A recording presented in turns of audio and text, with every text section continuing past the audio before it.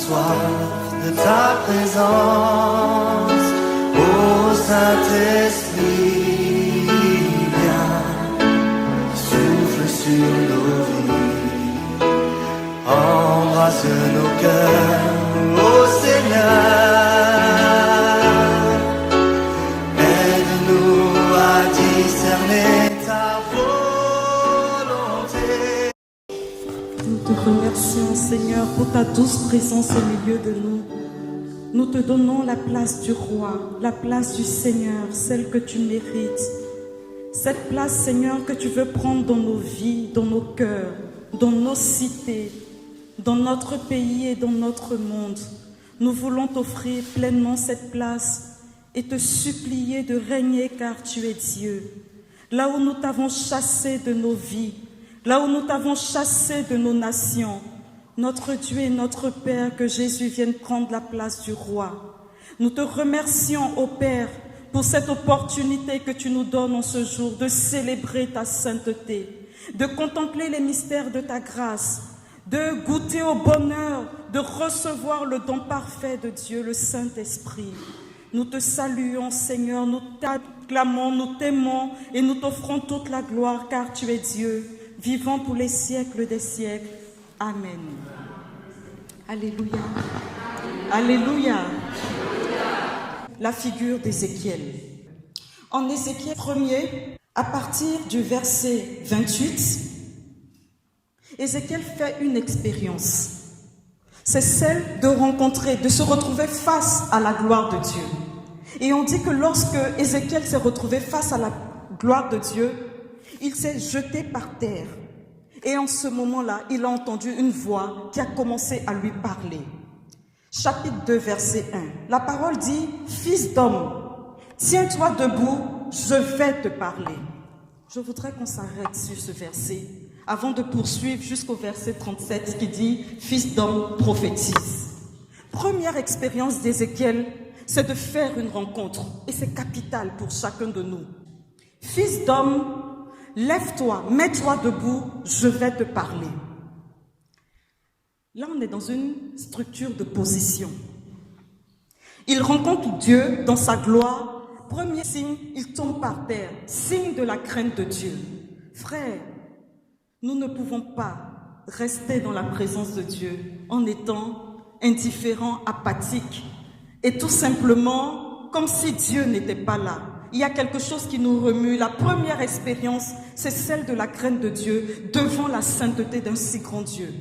Jésus se cache à nos yeux, c'est sûr, dans l'Eucharistie, dans chacun des frères que nous rencontrons, dans la réalité du quotidien, Jésus se cache. Mais justement, en se cachant, il nous fait goûter à quelque chose qui est essentiel, c'est d'entrer dans le mystère de la connaissance, de l'expérience de sa gloire. Sans l'expérience de la gloire de Dieu, notre vie chrétienne est fade, alléluia. Sans expérience de la gloire de Dieu, il n'est pas possible pour nous d'entrer dans le ministère de la prophétie. Sans l'expérience du toucher, du goûter de Dieu, justement de cette humilité devant la présence de Dieu, de pouvoir tomber face contre terre, parce que nous avons vu quelqu'un qui est plus grand que nous, qui dépasse nos titres, qui dépasse notre réalité, qui dépasse tout ce que nous savons même de Dieu. Parce que là, Ézéchiel, n'oublions pas qu'il est de la tribu des Lévites.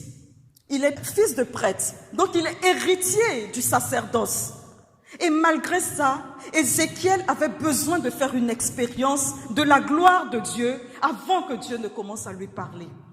Et c'est capital à ce niveau de notre cénacle d'entrer dans la connaissance justement de ce Dieu d'une autre manière. Ce n'est plus les études théologiques qu'Ézéchiel a faites.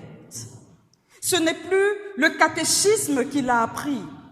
Ce n'est plus tout ce qu'il a entendu de Dieu et même ses études sacerdotales. Ce n'est plus de cet ordre-là. C'est de l'ordre maintenant de l'expérience, du toucher, du goûter, de l'intériorité et de l'intériorisation d'un mystère. Parce que c'est un mystère qui est grand et qui nous dépasse. C'est une fois qu'il est par terre que Dieu va le remettre debout et qu'il va vraiment entendre une voix qui va lui dire « Tiens-toi debout ».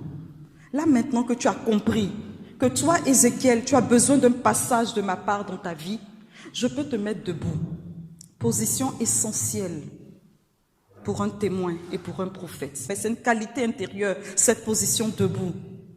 Position debout parce qu'on prend les devants et l'autorité sur toute chose. La position debout, c'est la position royale. C'est la position qui nous met en mouvement. C'est la position qui nous permet de marcher. C'est la position qui nous permet de courir. C'est la position qui nous permet justement de nous élancer. Et c'est capital. C'est vrai que couché, on peut rouler et atteindre un but. Assis, on peut trouver la solution, peut-être aller à 4 pattes pour toucher un but. Mais la position debout nous met dans un mouvement qui est essentiel. Mets-toi debout. Là, je vais te parler. Et en ce moment-là, verset 2, à cette parole, l'Esprit vint en moi et me fit tenir debout. L'ordre est donné et l'Esprit se met en mouvement pour mettre Ézéchiel debout. Sans cette position, il ne peut pas entendre Dieu comme il devrait. Parce que le combat, justement, contre le prophétisme, c'est le nombrilisme. Et le nombrilisme, c'est de se regarder soi-même. Et ça, c'est la bonne position quand on est assis. Est-ce qu'on peut se faire comme ça? Debout, on est obligé de regarder tout droit. Parce qu'on ne peut pas marcher la tête baissée à moins de se cogner à quelque chose sur notre route. L'Esprit le met debout. L'Esprit le relève de toutes les positions spirituelles dans lesquelles il était et qui ne pouvaient pas lui donner d'entendre Dieu comme il devrait. C'est pour ça qu'il nous faut faire attention, frères. Dans l'exercice du charisme de prophétie, vous saurez bien faire la différence entre une parole qui vient de Dieu, une parole qui vient de sa chair et une parole qui vient des œuvres des ténèbres. Parce que c'est capital, 3 sources de révélation dans nos vies. Et c'est important de savoir apprendre à se mettre debout devant la gloire de Dieu pour que la parole que nous entendions à l'intérieur de nous, la locution intérieure, soit de l'ordre, justement, prophétique, parce que c'est Dieu qui nous la donnera. Deuxième cheminement méditatif avec vous, Dieu va dire à Ézéchiel,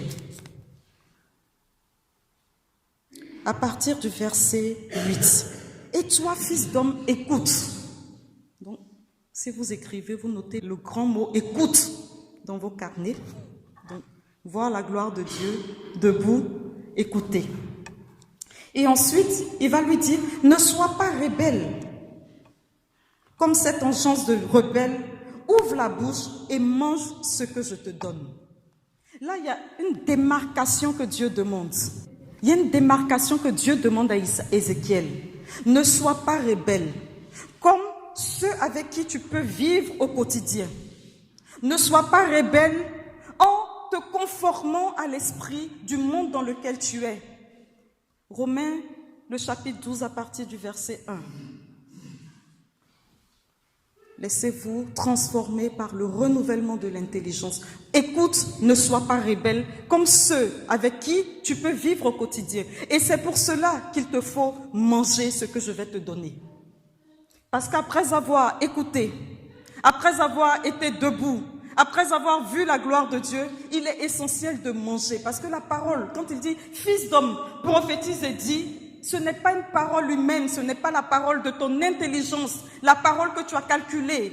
C'est la parole de Dieu et c'est un rouleau qu'il faut que tu manges, que tu prennes le temps, que tu t'asseyes sous le figuier, que tu travailles cette parole parce qu'en dehors de cette parole, tu ne connaîtras pas Dieu en réalité. Que tu apprennes à connaître ses lois, ses chemins et son protocole, comme j'aime à le dire. Il est essentiel pour avoir une vie chrétienne victorieuse de marcher selon un protocole. Et ce protocole, c'est justement en lisant la parole de Dieu, avec le logos, mais de manière rhématique, de la Genèse à l'Apocalypse, et d'apprendre à entendre la voix de Dieu à travers sa parole. Souvent, nous sommes dans une réalité où nous sommes plus portés vers des paroles divinatoires. Mais la parole de Dieu a tout récapitulé. Et tout est dit dans cette parole. Mange le rouleau afin de ne pas être rebelle comme le peuple avec lequel tu vis. Ceux vers qui je vais t'envoyer, il faut qu'il y ait une démarcation authentique entre eux et toi, de telle sorte que ce que tu vas dire de ma part tranche dans la vie des gens, tranche dans ta propre vie parce que tu l'auras expérimenté dans ma présence. Demander un tel thème suppose la consécration et je voudrais être sûr qu'à ce stade de ce cénacle, nous sommes déjà dans un esprit de consécration. Parce que ça veut dire qu'on sort d'une certaine forme de nombrilisme. On ne peut pas être prophète en étant nombrilique, c'est même pas possible. Ça ne veut pas dire qu'on n'a pas de problème ou de difficulté. La preuve, Ézéchiel 24, il va faire une expérience essentielle. Dieu lui dit, on va arriver là. Dieu lui dit, Ézéchiel, tu vas perdre ton épouse, le plaisir de tes yeux. Ça sera un présage pour le peuple d'Israël. Tout ce que je te demande, ne pleure pas, ne prends pas le deuil. Mais il y a une notion d'obéissance. Si tu es nombrilique, il n'y a pas de possibilité d'obéir à la parole de Dieu. Parce que souvent, ce qu'il nous dit et ce qu'il nous demande est déroutant pour l'intelligence humaine. Le politiquement correct, le socialement correct. Nous le dénonçons dans la puissance du nom de Jésus parce que ce n'est pas possible. Écoute, ne sois pas rebelle comme cette engeance de rebelle avec qui tu vis. Toi, écoute, mange le rouleau. Avale-le. Et Ézéchiel dit, quand je mangeais ce rouleau, on est en Ézéchiel 3,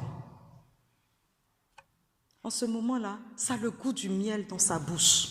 Parce que la parole de Dieu est une saveur pour nos âmes.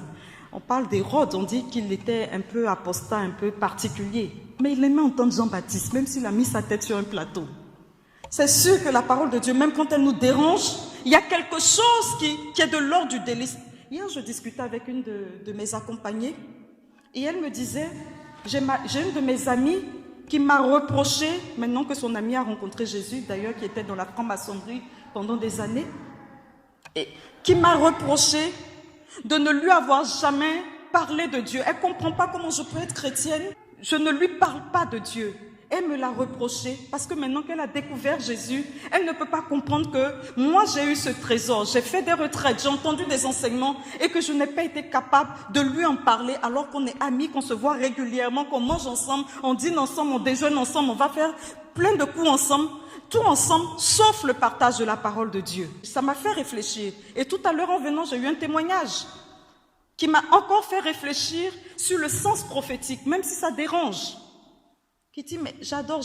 Non, on n'adore que Dieu. Et voilà, la mère qui est un peu choquée d'entendre, voilà, quelqu'un reprendre son enfant sur un sens de Dieu. Ça blesse, c'est sûr, ça choque, c'est sûr, mais c'est la parole à entendre. Ézéchiel dit, ça avait le goût du miel. C'est sûr que c'était peut-être pas agréable. D'ailleurs, Jean, quand il en parle dans l'Apocalypse, il dit, c'était amer. Mais plus ça descendait, plus ça avait du goût, c'était à la fois doux et amer. Il y a quelque chose qui tranche en nous.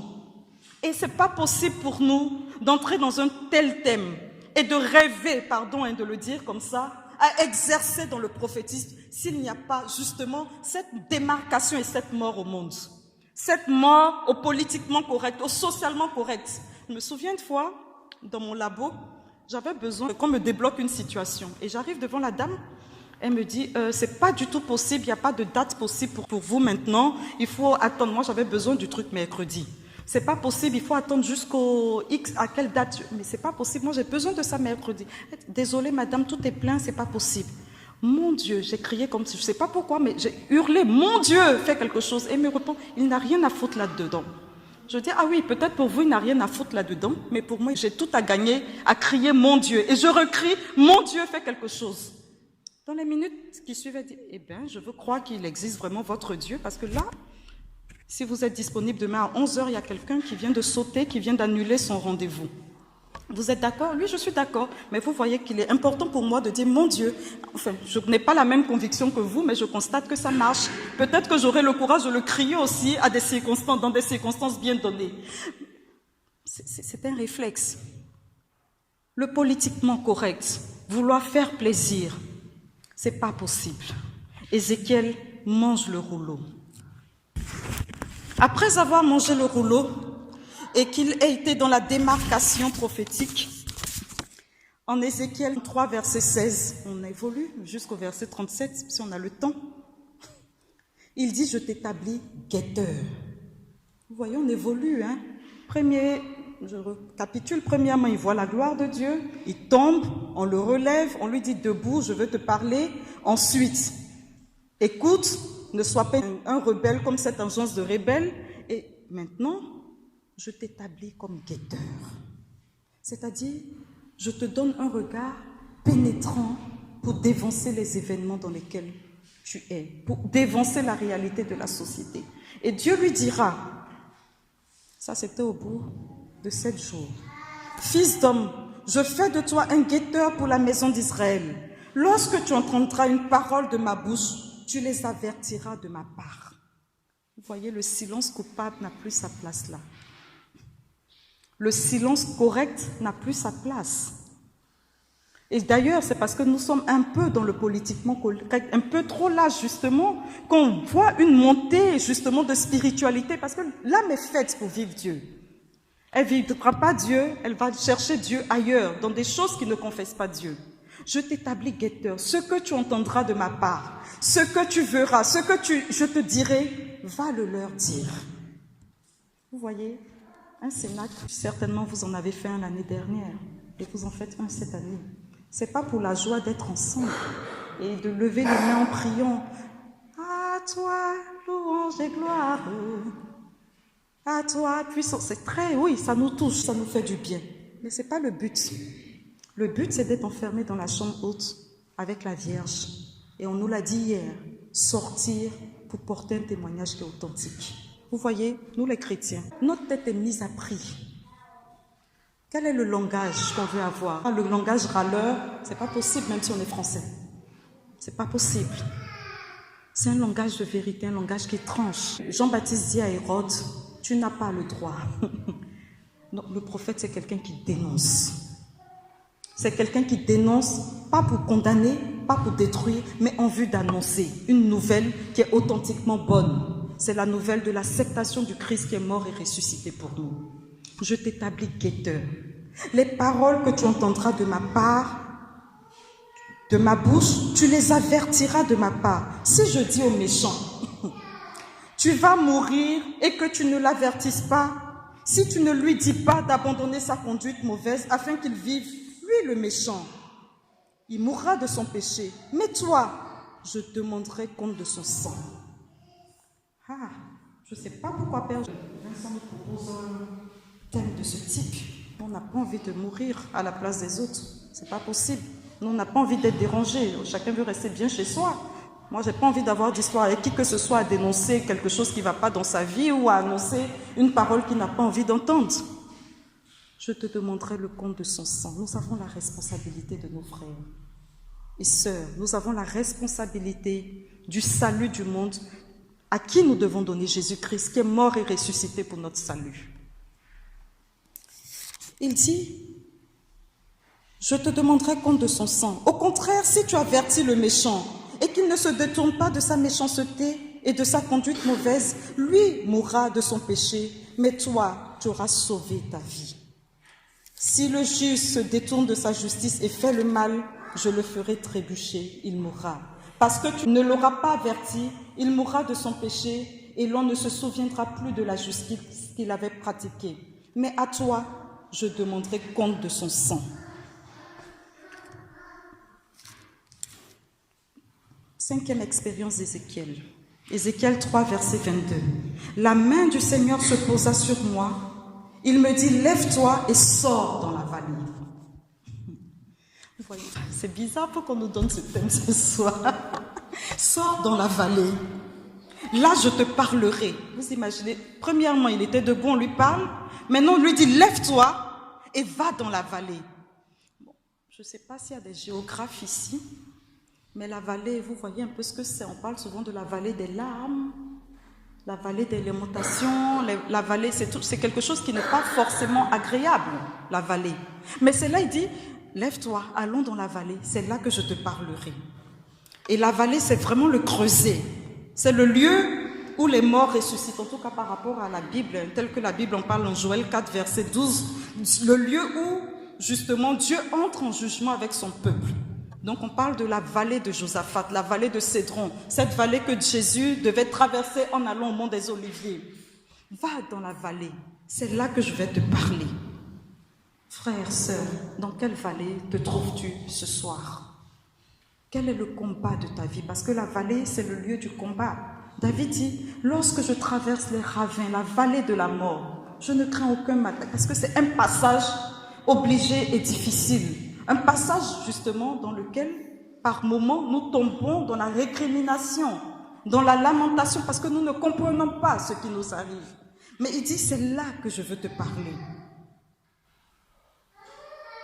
c'est capital. Vous voyez ce passage d'Ézéchiel dans la vallée. J'aimerais qu'on regarde dans chacune de nos vies les vallées que nous pouvons traverser. La vallée du deuil, la vallée du découragement, de la trahison, du combat intérieur, la vallée de la pauvreté, de la maladie, la vallée de la blessure intérieure, la vallée de la tromperie, de la tricherie, la vallée du péché. Dans cette vallée-là, Dieu a une parole pour nous. Qu'est-ce qu'il veut te dire derrière ce que tu traverses aujourd'hui? Derrière le combat de ta vie, derrière le combat de ton histoire personnelle. Là où tu ne comprends pas le fait que Dieu ne soit pas en train de manifester sa gloire et sa puissance. Là où tes prières semblent ne pas être exaucées. Dans cette vallée-là, qu'est-ce que Dieu te dit? La vallée où tu ne maîtrises plus rien, où tu as eu tes acquis et là tu as l'impression de perdre tous tes acquis, tu perds pied. Dans cette vallée-là, Dieu dit, je veux te parler. Et ça, c'est ce lieu-là justement où la parole de Dieu peut retentir avec fracas dans nos vies. Que dit Dieu dans le deuil que je vis? Que dit-il dans l'angoisse et dans la dépression que je traverse? Que dit-il dans l'insécurité que je suis en train de vivre? Dans la solitude, dans la blessure, dans le choc que je vis actuellement? Que dit-il dans le combat que je traverse, même dans ma communauté chrétienne? Que dit Dieu? Si nous ouvrons nos oreilles, écoute ce qu'il nous disait, Shema Israël, en ce moment-là, la parole prophétique commence à agir dans notre vie. Il n'y a pas de prophète sans passage dans la vallée. C'est pour ça qu'on nous dit que le baptême nous plonge dans la mort, dans le jugement de Dieu, dans la vallée justement de cette mort justement qui nous établit dans une nouvelle vie. Plongés dans la mort du Christ, nous ressuscitons à sa vie. Dans le baptême, nous sommes jugés, qu'il y a quelque chose qui tranche avec la vie passée. Juger, ce n'est pas mettre sur une balance. Dans ce sens, juger, c'est le fait de trancher avec des œuvres de mort et de chair dans nos vies. Le baptême nous plonge dans la mort et dans la résurrection du Christ pour nous sortir et faire de nous quelqu'un de nouveau. Ensuite, Ézéchiel, on va sauter et on va aller à Ézéchiel 24. Il dit, note par écrit la date d'aujourd'hui. On va écrire la date d'aujourd'hui. Et là, il y a encore un présage qu'il lui donne. Note la date d'aujourd'hui. Parce que c'est aujourd'hui que la transformation est proposée. Note la date d'aujourd'hui et fais alliance avec cette date. Et c'est d'ailleurs dans ce même Ézéchiel 24 qu'il va perdre le plaisir de ses yeux. Note la date d'aujourd'hui, Ézéchiel, parce que c'est là que je veux trancher quelque chose. Je veux faire quelque chose avec toi. Je veux te parler pour que tu ailles parler au peuple et que tu annonces quelque chose sur le peuple. C'est aujourd'hui le jour du salut. C'est aujourd'hui l'exercice de ton appel. Ce n'est pas demain. Il y a quelques jours, on méditait sur la visitation d'ailleurs qu'on fait demain. Moi, il y a quelque chose qui m'a marqué, qui me touche dans le texte de l'annonciation à la visitation. On dit lorsque Marie a entendu la parole de l'ange, elle est allée avec empressement chez Élisabeth. Elle va avec empressement pour avoir la confirmation de ce qu'elle vit. Note la date d'aujourd'hui. Moi, l'ange, je te visite. Je te parle de la part du Seigneur. Note la date d'aujourd'hui et empresse-toi d'aller prendre confirmation de ce que Dieu veut faire avec ta vie parce que ton passage sur terre a un sens pour Dieu. On n'est plus dans le politiquement correct. Le Cénacle prochain devrait être un Cénacle à travers lequel chacun de nous est prédicateur ici.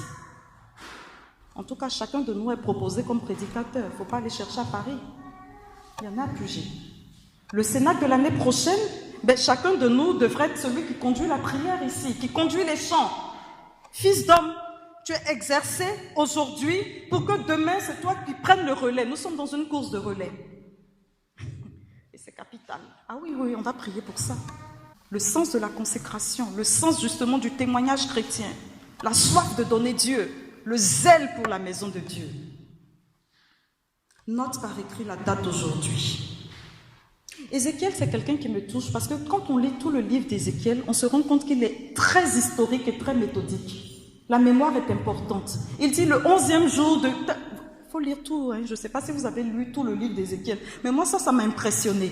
De me rendre compte qu'à chaque moment, il rappelle une date précise, il fait mémoire d'une période, il explique, ah mais j'ai vécu ça, la main de Dieu était sur moi à cette période, il s'est passé ci, il s'est passé ça. Il fait mémoire pour que dans les moments de combat et de souffrance, il se souvienne qu'un jour, la main de Dieu l'a touché. Et souvent, c'est ça, notre drame à nous chrétiens. Il y a en Pâques, je crois que les prêtres le disent. Seigneur, dans les bénédictions, la triple bénédiction de Pâques, je pense qu'il y a une bénédiction qui dit « Garde-nous de l'oubli ». Mais Père, c'est bien ça, je pense. Je crois un truc comme ça. Garde-nous, pardon, de l'oubli et du doute. Justement, parce que faire mémoire, écrire, noter, se rappeler de l'histoire, de mon histoire sainte, fait que justement dans la vallée, je sais que Dieu est fidèle. Alléluia. Qu'il est le Dieu qui me restaure, mais qui m'a relevé un jour, qui m'a appelé un jour. Et que les circonstances de la vie n'ont pas de pouvoir sur ma vie étant prophète, parce qu'un jour, j'ai expérimenté que Dieu était capable de faire un miracle pour moi. Seigneur, garde-nous de l'oubli et du doute. Parce qu'en fait, c'est ça la réalité. Souvent, nous sommes établis, nous sommes bénis, nous recevons des signes de Dieu. Nous avons des choses qui nous touchent à l'intérieur de nous. Mais comme on n'a pas noté, on n'a pas écrit, on n'a pas fait alliance avec les événements de notre vie, on a du mal à rentrer justement dans la déclaration prophétique sur nos vies durant le temps de l'épreuve, durant le moment passé dans la vallée. Je passe rapidement. Mais c'est capital, ce travail de mémoire. Souvent, c'est important. Moi, ça m'arrive, en tout cas pendant les temps de Cénac, de m'asseoir et de réécrire mon histoire. À quel moment il m'a touché le Seigneur? Qu'est-ce qu'il m'a dit? Comment il m'a touché? Pourquoi il m'a touché de cette manière? Mais de revoir, de relire cette histoire. Mais pourquoi je suis devenue religieuse? Comment je suis arrivée à la communauté? Mais pourquoi? Et du coup, ça nous permet de transcender les réalités du quotidien. Alors là, Père Vincent, il ne m'a pas dit bonjour aujourd'hui. Franchement, je ne suis pas à la communauté pour lui, quoi. Mais si je ne fais pas mémoire, Père Vincent m'a pas dit bonjour aujourd'hui, c'est un combat. Il est venu, il a dit la messe sans nous dire bonjour. Mais non. Mais justement, parce que j'ai appris à faire mémoire. Père Vincent est venu dire la messe sans dire bonjour. Ah, Père Vincent est en train de me lancer un cri au secours.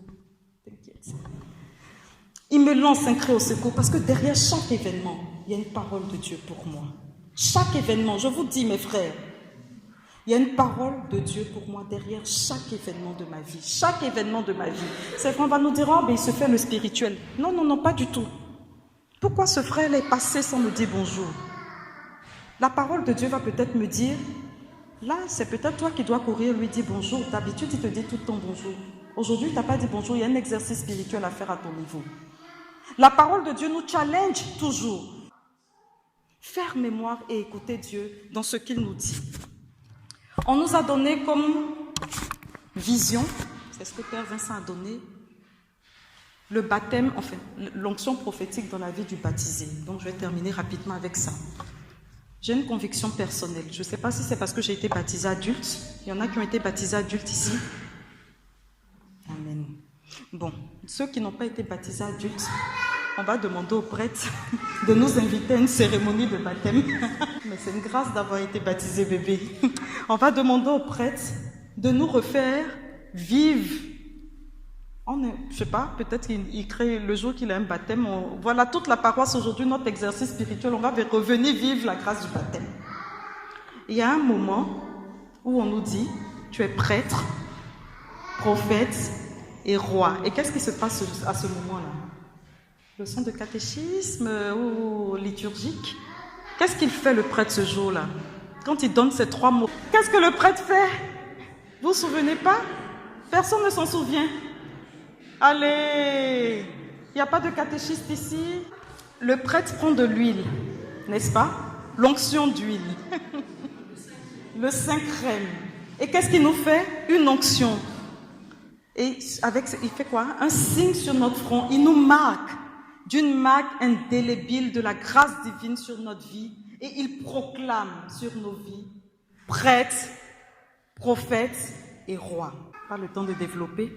L'onction sacerdotale, c'est l'onction qui nous met dans une position de prière et d'intercession. Vous voyez, nous les Français, On est fort, on sait parler, on parle beaucoup, n'est-ce pas? Et on râle beaucoup. C'est vrai? Anthropologiquement, c'est notre gros combat, hein? Passe tout le temps à râler et à critiquer. Et même quand il fait chaud, mais pourquoi il fait chaud? Quand il fait froid, pourquoi il fait froid? Enfin bref, pourquoi il est joli aujourd'hui? Pourquoi il n'est pas joli aujourd'hui? Ah, t'as vu sa chemise? Ah, mais pourquoi elle est belle sa chemise aujourd'hui? On râle pour tout. On critique tout, on dénonce tout. L'onction sacerdotale, le relot que nous mangeons, c'est justement d'appeler la grâce et la bénédiction dans nos vies, dans nos familles, dans nos localités. Vous savez que nous les chrétiens, là je parle prophétiquement maintenant. Nous les chrétiens de France, vous savez que nous avons la responsabilité de diriger ce pays. Vous le savez? Bon, si vous ne le savez pas, je vous le dis. Sainte Catherine de Sienne, sainte espagnole dit, la prière dirige la main de celui qui conduit le monde. La prière dirige la main de celui qui conduit le monde. La prière du prophète, la prière du prêtre, la prière sacerdotale, c'est une prière d'intercession et de compassion. C'est une prière qui veut voir le règne venir, le règne de Dieu venir dans chacune des vies que nous rencontrons. Quand je ne peux pas parler de Dieu à quelqu'un, que je sois capable de prier pour lui, que je sois capable d'intercéder. Mais quand on intercède, on ne critique pas. Quand on intercède pour quelqu'un, on porte le fardeau du désir de le voir se convertir. Mais vous dites, ah ben je voudrais qu'il soit chrétien. Et pendant ce temps, ben, il est nul, il ne veut pas être chrétien. Bon, ça ne va pas là, ça ne va pas ensemble. Onction sacerdotale, lever les mains pures. Saint Paul dit, je voudrais que partout on élève des mains et qu'on intercède. Il dit, priez pour les autorités de vos nations, pour que nous menions une vie paisible et tranquille. En Jérémie 29, il dit, priez dans la ville dans laquelle vous êtes, parce que de sa paix dépend votre paix. Même si vous n'avez pas envie de prier pour que les gens soient bien, priez au moins pour avoir la paix. Parce que franchement, s'il y a une bombe qui tombe ici, on explose tous. Le païen, le chrétien, on explose tout. Donc, il n'y a pas un choix qui va se faire entre les chrétiens et les non-chrétiens. Donc, nous avons mission d'intercéder pour que notre cité ait la paix. L'onction royale. L'onction royale, c'est le pouvoir de commander aux circonstances et de gouverner et de présider à notre vie par une qualité d'ascèse, par une qualité de communion. Je décide qu'une circonstance n'a pas le droit d'avoir pouvoir sur ma vie. Souvent, en France, on a une maladie, c'est la dépression. Oui? Non? Si, un peu quand même. Oui. L'onction royale va nous faire dire, je refuse que cette situation qui me conduit à la dépression continue de régner sur ma vie. Je veux prendre les moyens pour être heureux et pour vivre heureux. Quelles sont les recettes que j'ai? Ah, j'ai la louange. Ah, j'ai la prière des frères. Ah, je peux aller voir quelqu'un qui est plus fragile que moi, me rendre compte qu'elle est en souffrance. L'onction royale va m'emmener à poser des actes qui vont m'aider à sortir de moi-même et à vivre en qualité et justement à avoir l'équilibre qu'il me faut. L'onction prophétique, c'est justement l'onction qui me permet de trancher, d'annoncer et de dénoncer. L'onction qui me permet de témoigner de Dieu. Et franchement, frères et sœurs, ce soir, il dit prophétise et dit. Vous voyez, ce n'est pas sa parole. Prophétise et dit. C'est un ordre de Dieu. Il dit, j'étais dans la vallée, Ézéchiel 37, il m'a conduit dans la vallée. Il y avait des ossements dans cette vallée. Il m'a conduit à Pugée. C'est là que j'habite. Il y a des ossements desséchés partout autour de moi. Fils d'homme, j'ai une question à te poser. Est-ce que ces ossements peuvent revivre? Qu'est-ce qu'Ézéchiel a répondu?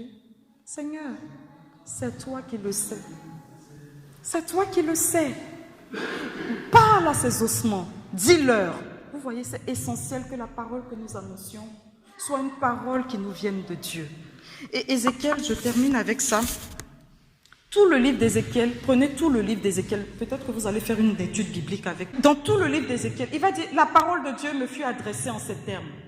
À un moment, vous allez entendre des expressions comme ça. Le Seigneur me dit, Ézéchiel, lève-toi. Ainsi parle le Seigneur. Il me fit sortir et me dit, chaque fois Ézéchiel va dire, le Seigneur m'a dit de faire ci, il a dit de faire ça. Et c'est souvent des choses qui vont en contradiction, peut-être avec ce qu'il pense ou ce qui est correct politiquement. Mais Ézéchiel entend une parole et une parole qui le met en mouvement. Frère, s'il vous plaît, s'il nous plaît, il y a un travail essentiel à faire en tant que chrétien et de surcroît chrétien catholique. C'est le travail justement d'une ascèse intérieure qui nous permet d'entendre la parole de Dieu et d'avoir le courage de la dire. Ézéchiel ne dit pas sa parole, il ne dit pas ce que lui rêve, il ne dit pas ce qu'il pense, parce que souvent dans nos assemblées charismatiques, j'espère que ce n'est pas le cas chez nous ici, c'est qu'on utilise, on pense que parler de la part de Dieu, c'est de donner nos sentiments. Donc, je n'aime pas la tête de Père Vincent. Oh, Vincent, tu sais quoi, le Seigneur m'a dit, toi, tu n'aimes pas les gens. Ça, c'est la preuve que Dieu ne vous a pas parlé. Ce n'est pas le lieu du règlement de compte. C'est le lieu d'une parole qui se veut bienveillante. La qualité intérieure à exercer quand on veut grandir dans le prophétisme, quand on veut vivre le prophétisme, c'est la bonté. La bonté, l'amour, car ton amour nous donne la vie. C'est l'amour et la miséricorde. Pour grandir, parce que le Seigneur va nous révéler des choses. Et c'est vrai qu'il le révèle. Il va attirer notre attention sur des choses, des situations dans nos communautés, parce que le prophète est là pour interpeller. D'ailleurs, on n'aime pas les gens qui... Les prophètes qu'on aime, en général, ce ne sont pas de vrais prophètes. Parce qu'ils disent les choses qui plaisent aux gens. Les vrais prophètes, en général, on ne les aime pas parce qu'ils dérangent. Parce qu'ils sont toujours en train de nous interpeller, de nous enquiquiner là où il ne faut pas, parce qu'ils sont des hommes de vérité. Ça va avec la vérité. Mettez la ceinture de la vérité autour de la taille. Et vous voyez, quand Dieu dit la ceinture, Éphésiens 6, il dit la ceinture, parce que la ceinture, il faut tenir quelque chose, la ceinture de la vérité. Et le prophète, c'est un homme de vérité. Bonté, vérité. Troisième vertu, c'est la liberté. Libre du regard des autres. Libre de la parole des autres, libre de ce qu'on peut penser de lui, pourvu qu'il plaise à Dieu. Pourvu qu'il plaise à Dieu. Non, vous voyez que c'est capital. Est-ce que Seigneur, c'est à toi que je veux plaire? Est-ce que Seigneur, c'est toi qui me demandes de faire telle chose? Est-ce que Seigneur, c'est pour ta gloire? Si c'est pour la gloire de Dieu, que toi tu n'es pas d'accord avec moi, il n'y a pas de problème. Pourvu que Dieu soit content de moi. Et c'est pour cela que le prophète est un homme de prière qui se challenge en général continuellement devant la présence du Seigneur. Il est toujours en train de se challenger. C'est un homme qui est toujours en larmes devant son Dieu parce qu'il voit qui il est et qui est le peuple de Dieu en face de lui et la responsabilité qui pèse sur ses épaules. Fils d'homme, prophétise et dis, c'est un ordre. Prophétise et dis, c'est un conseil. Prophétise et dis, c'est un impératif. Peuple de Pugée, prophétise et dis. Dis à la ville de Pugée qu'elle a besoin de recevoir Jésus. Fils d'homme, prophétise et dis à la terre de Pugée qu'elle a besoin de se lever et d'adorer son Dieu. Fils d'homme, lève-toi, prophétise et dis, parle à la nature de Pugée et demande-lui de se soumettre à l'autorité de Dieu. Parce qu'en étant ici fils d'homme, tu as la responsabilité d'attirer le règne et la gloire de Dieu sur ton peuple. Prophétise et dis. Nous allons nous mettre debout si vous le voulez bien. La Bible dit que tous deviennent prophètes. Elle dit, mon peuple périt faute de connaissance. La Bible dit, il n'y a plus de prêtres ni de prophètes. Lorsque c'est le chaos, parce que le prophète est suscité dans les temps de crise. En temps de chaos, le prophète est là pour donner une espérance et un avenir, là où tout semble perdu. Le prophète, c'est un homme consacré, une femme offerte, donnée à Dieu. Et c'est la grâce que nous avons reçue au baptême. Seigneur, garde-nous du doute et de l'oubli. Seigneur, garde-nous d'être nombriliques et d'être centrés sur nous. Il est écrit, recherche le royaume de Dieu et sa justice. Et tout le reste te sera donné par-dessus tout. Lorsque nous avons à cœur des affaires de Dieu, Dieu a à cœur de nos affaires. J'ai appris une chose du Seigneur, c'est qu'il est généreux, il ne se laisse pas vaincre en générosité. Vous lui donnez 1 heure de votre temps, il vous donne une éternité de son temps. Vous lui donnez une louange d'acclamation, il se glorifie en vous. Vous prenez le temps de l'aimer, il vous donne la vie par son amour. Nous allons prier le Saint-Esprit. Seigneur, Esprit Saint, nous avons reçu une marque au baptême. Une marque indélébile que nul ne peut nous retirer. Une marque que nous voulons mettre en mouvement. Une marque que nous voulons laisser travailler en nous. Seigneur, ce soir, je voudrais briser dans nos cœurs l'ennemi du prophète. Briser dans nos cœurs la peur, l'angoisse et la tristesse, le désir d'être aimé et d'être acclamé. Seigneur, mets-nous face à notre responsabilité chrétienne.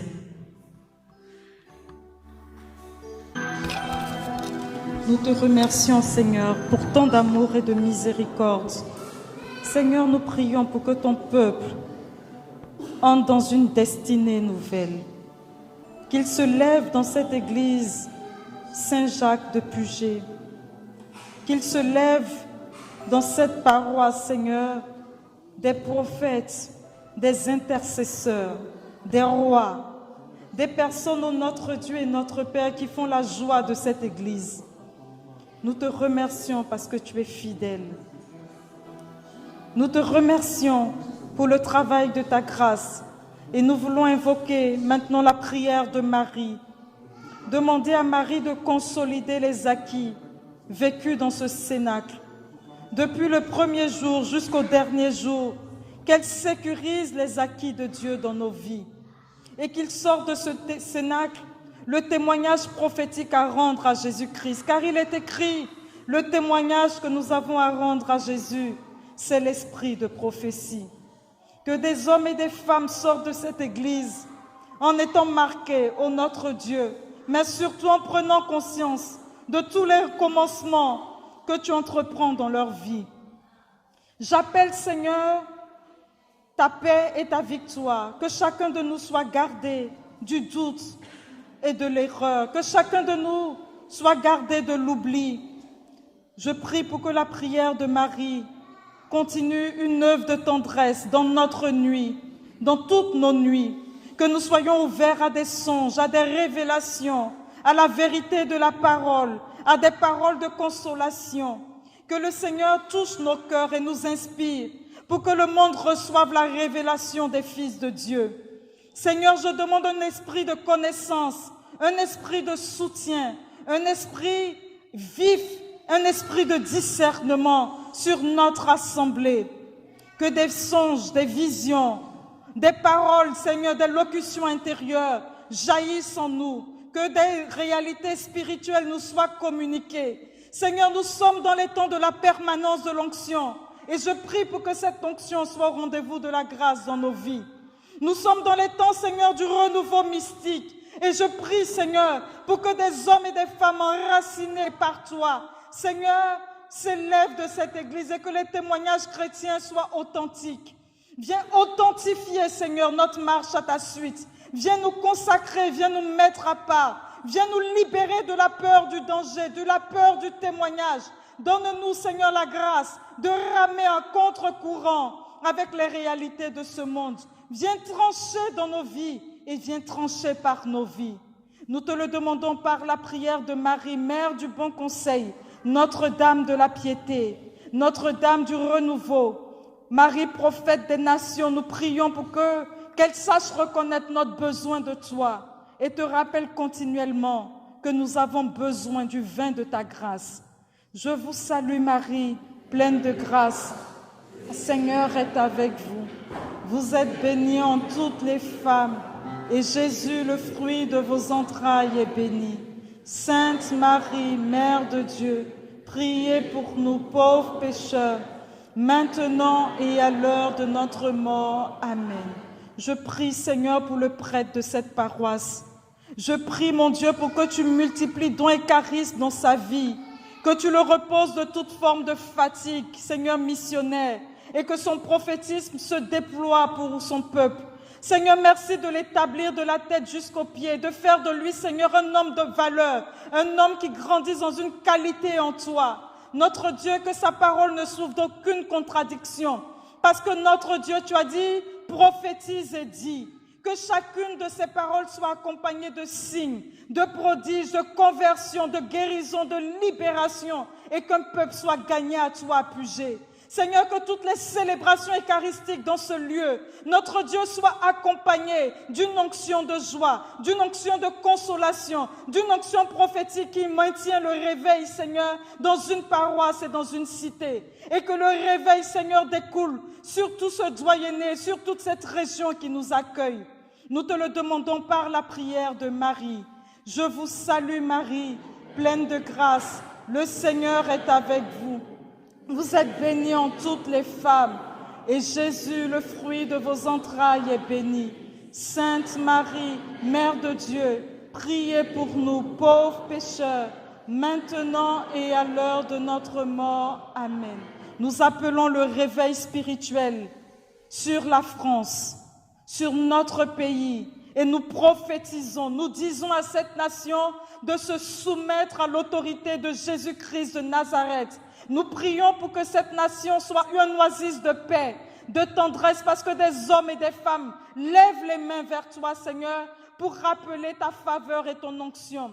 Que des prophètes annoncent la victoire et la paix dans cette nation, et que chacun de nous mène une vie paisible et tranquille par la prière de Marie.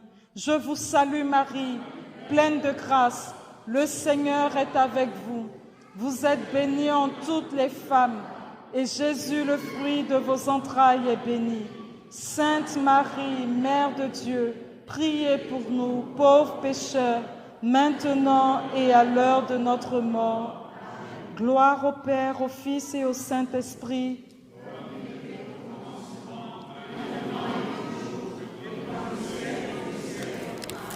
Amen. Alléluia.